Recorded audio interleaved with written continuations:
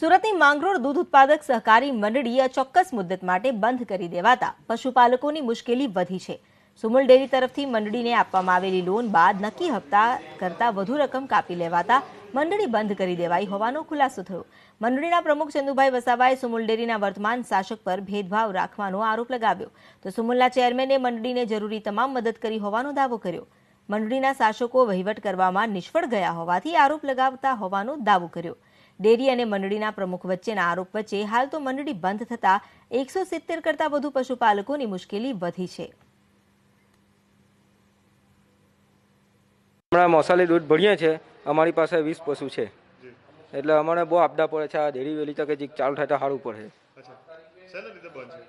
એ કઈ હવે અંગત કારણના લીધે બંધ છે, એમ કે હવે આપણે કઈ અમુક તો કઈ લોકો કાપવાના કીધેલા, એના કરતાં વધારે પૈસા કાપી લીધા છે, એ કારણે આ ડેરી બંધ થયેલી છે।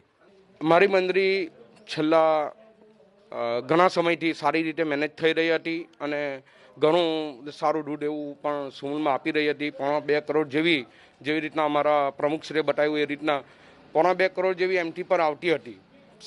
સંજોગાવસ્થ અમુક સભાસદો અને અમુક જે લોન લીધેલા, હવે એમણે અમુક પશુ વેચી દીધા અને થોડો શું કે માર્કેટની પરિસ્થિતિના આધારે અમુક લોકો જે પૈસા નહીં ભરી શક્યા અને એનાથી મારી મંડળીમાં ધીરે ધીરે અમારી મંડળીમાં દૂધના ટકાવારી પણ ઓછી થવા માંડી અને વસૂલાતની થોડી તકલીફ આવી। તો એ તકલીફના અંદર અમારી મંડળી તરફથી જે કોઈ સભાસદ બાકીદાર હતા તેના પર કાયદાકીય કાર્યવાહી પણ કરી છે કે નવું બોર્ડ હમણાં આવ્યું તે પહેલાં કોર્ટ મેટર થઈ, એટલે છેલ્લા 4 મહિનાથી મને હિસાબ ચૂકવવામાં તકલીફ પડતી હતી।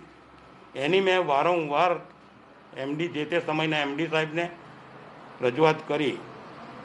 એ શ્રીએ મારી સાથે નિર્ણય કર્યો કે નવું બોર્ડ અસ્તિત્વમાં આવે ને તરત જ હું તમારા હપ્તા કરાવીને નિર્ણય કરાવી દઈશ, પણ તે ત્યાં સુધી આ તમે એડવાન્સ લીધે તમારું કામ ચલવો।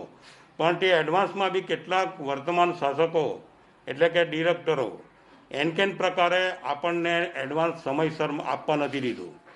નિત્ય નવા નિયમો, નવી વિગતોની સાથે આ મંડળીમાં અમે નિર્ણય કરતા હોઈએ ત્યારે કોણ શાસક પાછળ હતા, અત્યારે કોણ શાસન પર કરે છે એનું કોઈ મહત્વ નથી, પણ માંગરોળ મંડળીને લાગે વળગે છે ત્યાં સુધી પૈસા લગભગ 6 કરોડ અને 65 લાખ રૂપિયા આજની તારીખે એ મંડળીના બાકી છે અને એમને વિશેષ હપ્તા કરી આપ્યા પછી પણ એ પૂરતા હપ્તા ભરી શકતા નથી, સભાસદોને ન્યાય આપી શકતા નથી, એવી ફરિયાદ છે।